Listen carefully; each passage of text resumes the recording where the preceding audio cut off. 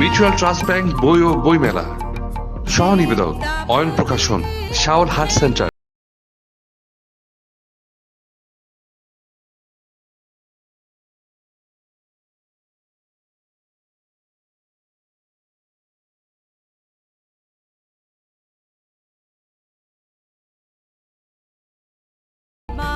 সুপ্রিয় দর্শক, আসসালামু আলাইকুম। বইমেলা উপলক্ষে এটিএন নিউজের বিশেষ আয়োজন বই ও বইমেলা অনুষ্ঠানে আপনাদের আমন্ত্রণ জানাচ্ছি আমি হাসান শরীফ। ভাষার মাসে প্রতি বছর আমাদের প্রাণের মেলা বইমেলা অনুষ্ঠিত হয়ে থাকে। তাই অনুষ্ঠানের শুরুতেই ভাষার জন্য যারা রক্ত দিয়েছেন সেই সব জীবিত ও শহীদ বীর ভাষা সৈনিকদের জানাচ্ছি আন্তরিক শ্রদ্ধাঞ্জলি। মাসব্যাপী আয়োজিত এই অনুষ্ঠানে আমরা প্রতিদিন একজন করে বরেণ্য ব্যক্তিকে আমাদের স্টুডিওতে উপস্থিত করব, যার মধ্য দিয়ে আমরা তার কাছ থেকে জানতে পারব বইমেলার সামগ্রিক বিষয়ে, লেখালেখির বিষয়ে, উপন্যাসের বিষয়ে, সামগ্রিকভাবে সাহিত্যের বিষয়ে। সেই ধারাবাহিকতায় আজকে আমাদের মাঝে উপস্থিত হয়েছেন 21শে পদকপ্রাপ্ত এবং বাংলা একাডেমির সাহিত্য পুরস্কার প্রাপ্ত খ্যাতিমান কবি অসীম সাহা।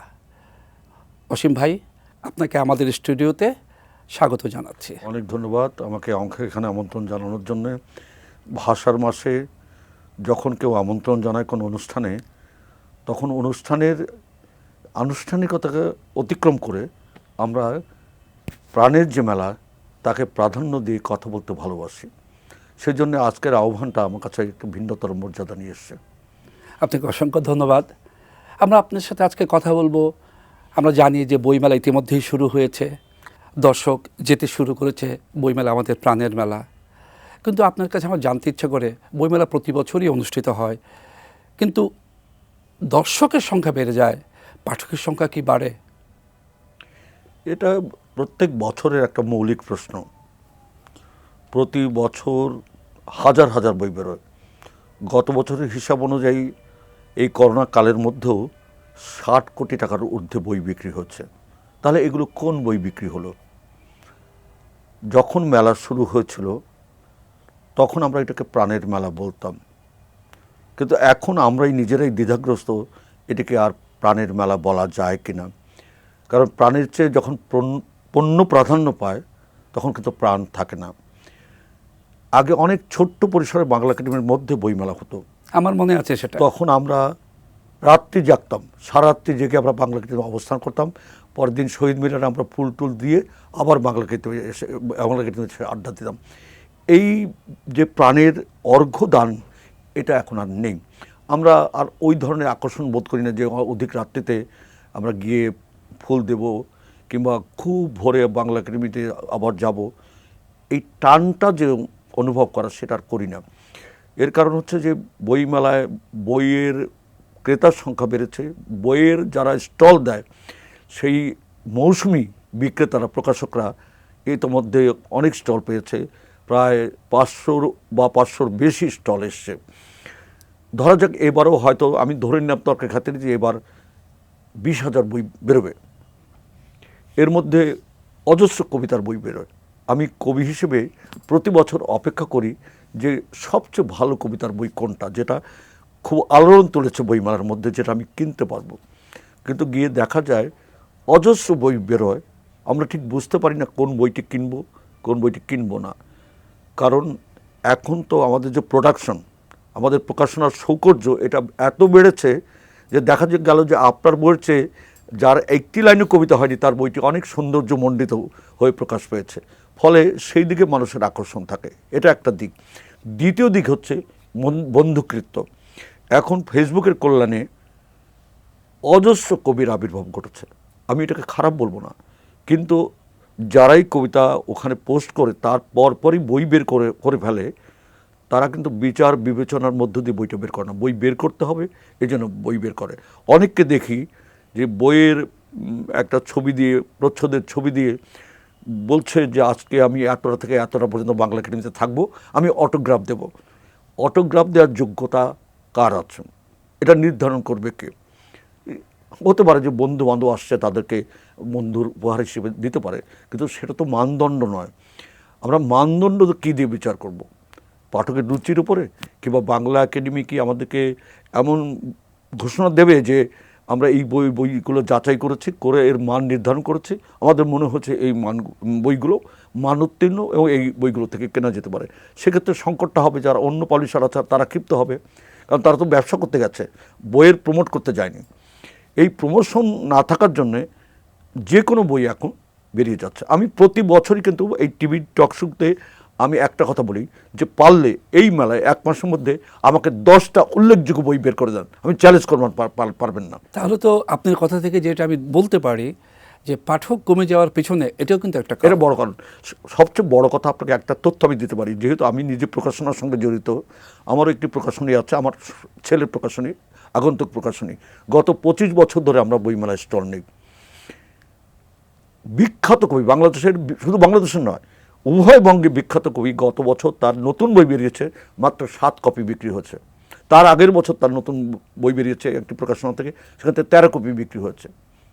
এই যদি অবস্থা হয় তাহলে কবিতার ক্ষেত্রে একটা বিপর্যয় আমি দেখতে পাচ্ছি, গবেষণার ক্ষেত্রে বিপর্যয় দেখতে পাচ্ছি, আর এখন যেটা হচ্ছে সবচেয়ে ভয়ঙ্কর ব্যাপার, সেটা হচ্ছে বঙ্গবন্ধুকে নিয়ে ব্যবসা।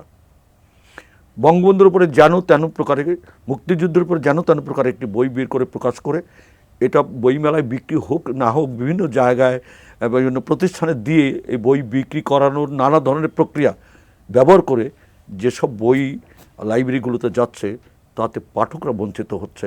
আমাদের দেশের একেবারে প্রত্যন্ত অঞ্চলে যারা, তার মানে একটি কথা বলতে পারি, বই বিক্রি হওয়া মানেই কিন্তু পাঠক বেড়ে যাওয়া না, মোটেই না, মোটেই না। আচ্ছা, আপনার যদি মনে থাকে বাংলাদেশে কিন্তু এখন লাইব্রেরি আন্দোলনটা থেমে গেছে।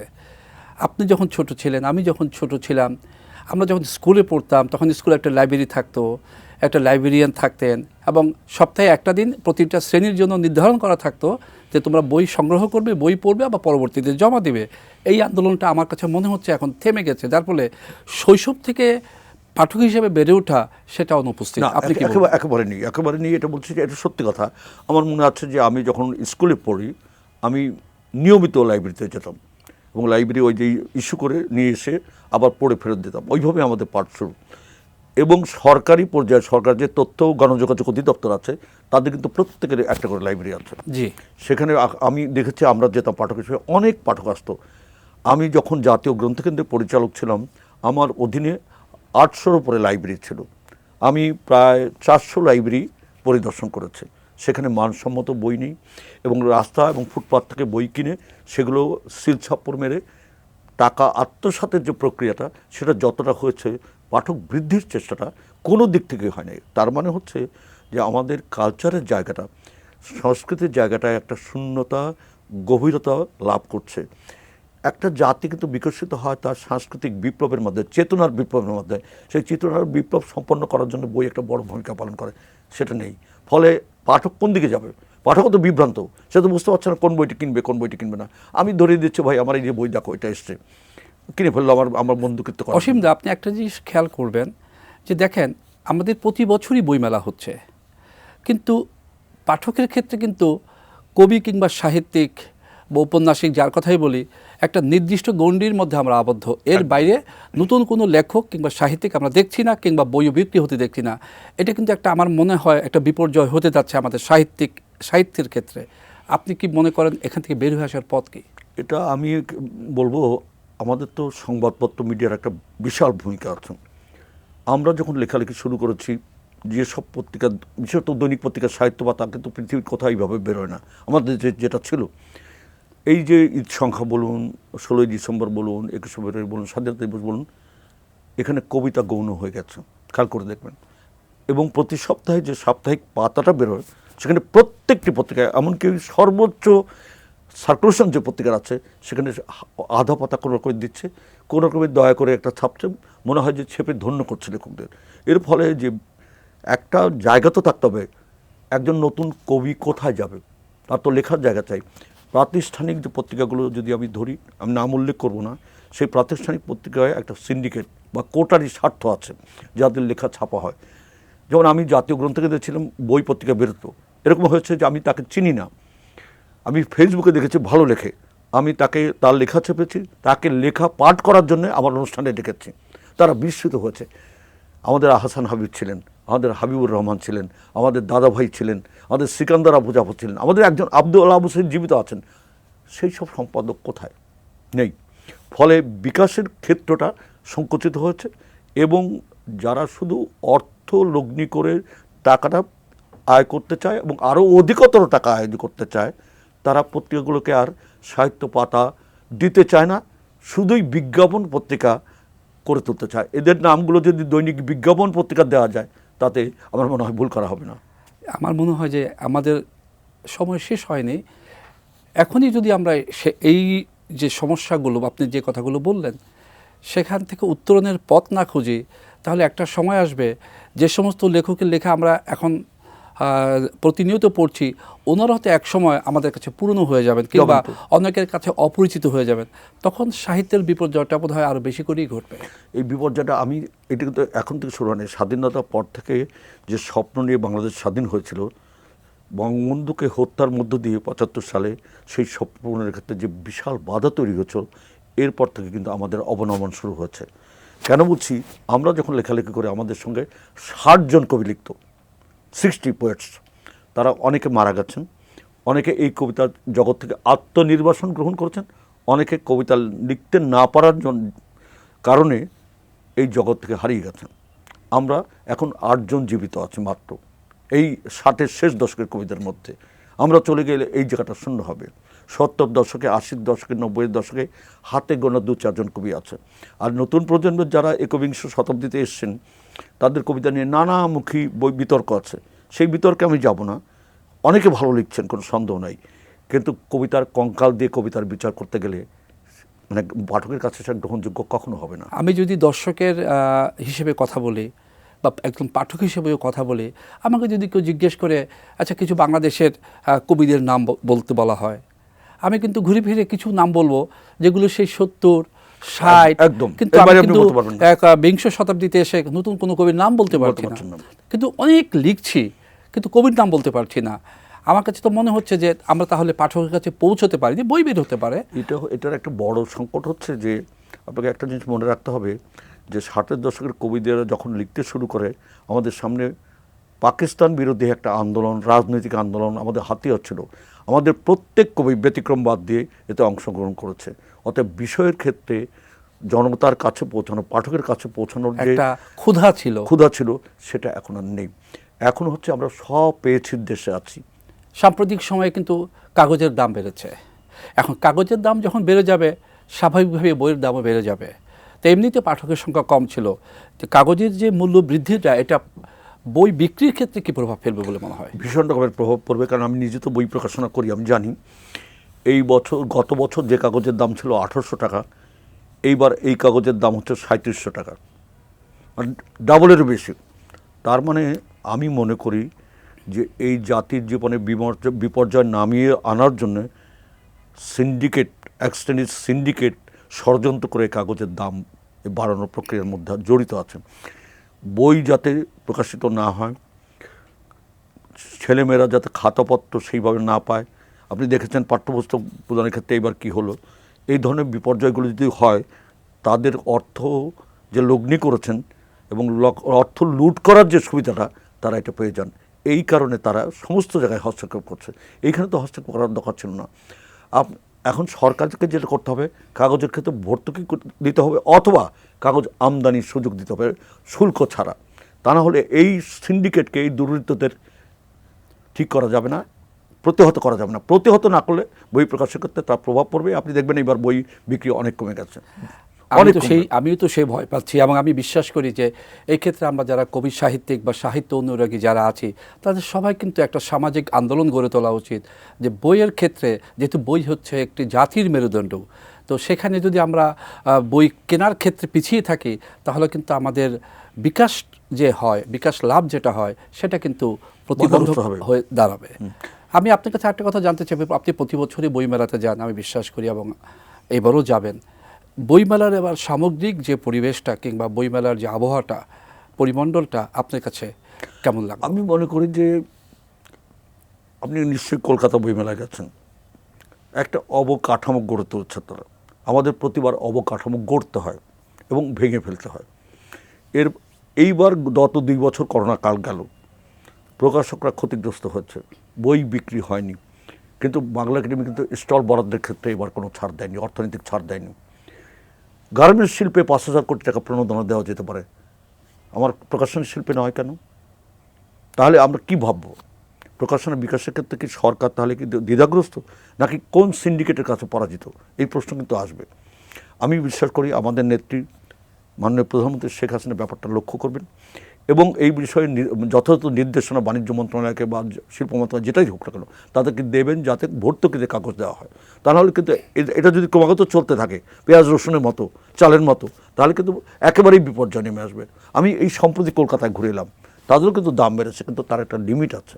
আমাদের লিমিট ছাড়া দাম বেড়েছে এবং ওখানে যে সুবিধা আছে সেটা হচ্ছে যে বিভিন্ন ধরনের কাগজ আছে। আপনি ঠিক আছে এই কাগজে ছাপতে পারলেন না, আপনি একটু কম দামের কাগজে ছাপলেন, আমাদের কোনো বিকল্প নেই। আমাদের কোনো কোনো বিকল্প নেই, ওই একটা নির্দিষ্ট কাগজ আমাদের বাধ্য হয়ে নিতে হবে, যত দামি আপনি করেন না। এবার বইমেলাতে আপনার কি বই এলো? আমার বই বেরোনোর কথা 6টা এবং আমি কবিতার বাইরে এবার একটু ভিন্ন ধরনের কাজ করেছি। আমি 19 শতাব্দীর সবচেয়ে মহৎ লোকটি, যার নাম হচ্ছে হেনরি লুই ভিভিয়ান ডিরোজিও। আমি ডিরোজিওর উপর প্রথম বাংলাদেশে বই লিখেছিলাম 1969 সালে, সেটি 1989 সালে প্রকাশ পেয়েছিল। এবার তারই সংস্করণ আবার বেরোচ্ছে, এটা একটা দিক। আরেকটা দিক হচ্ছে বাংলা সংস্কৃত সাহিত্যের শ্রেষ্ঠ কাব্যগ্রন্থ জয়দেব গোস্বামীর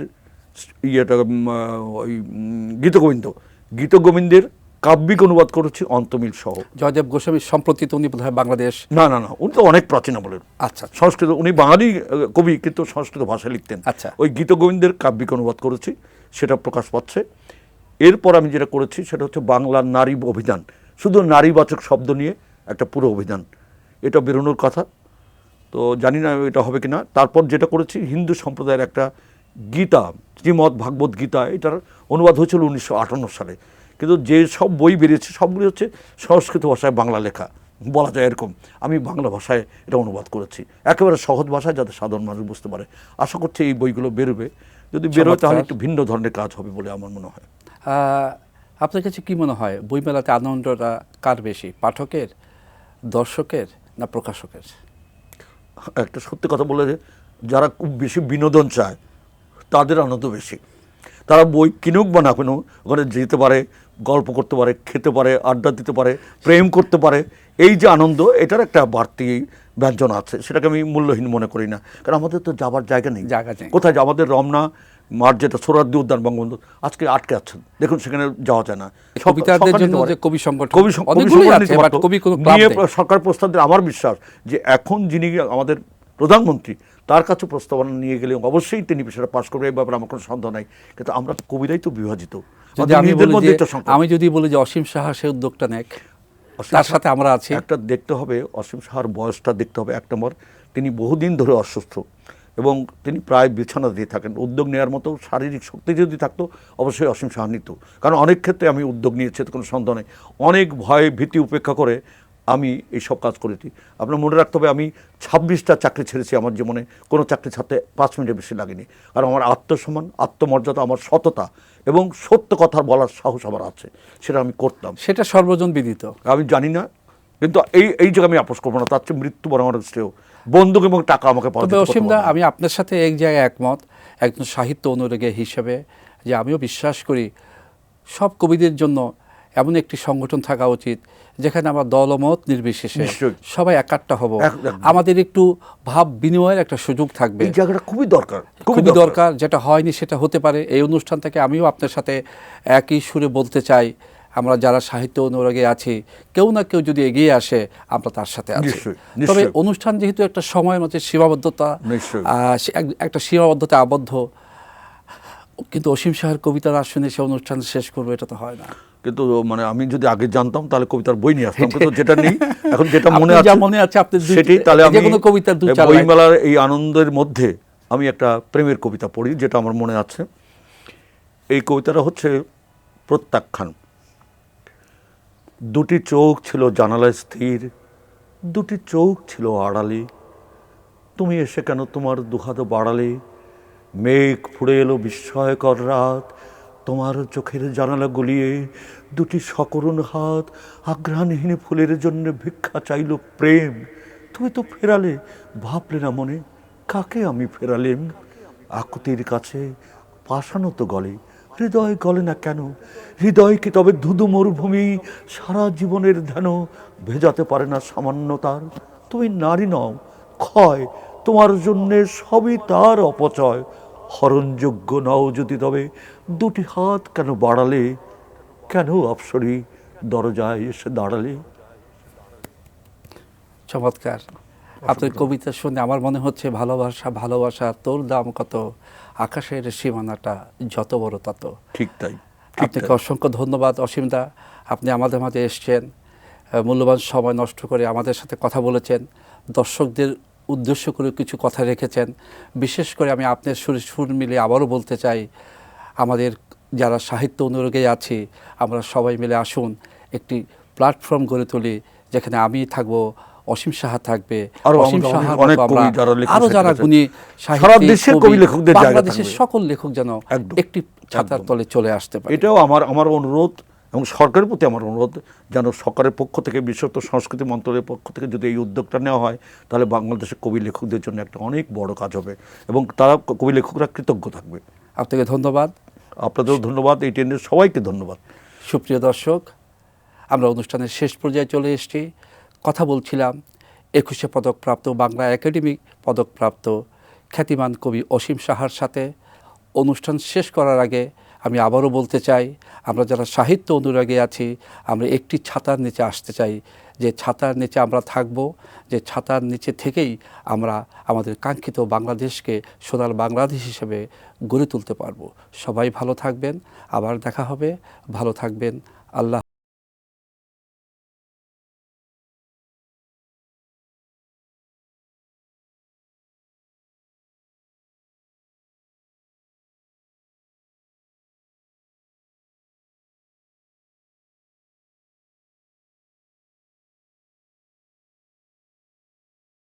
সহ নিবেদক অয়ন প্রকাশন, শাওন হার্ট সেন্টার,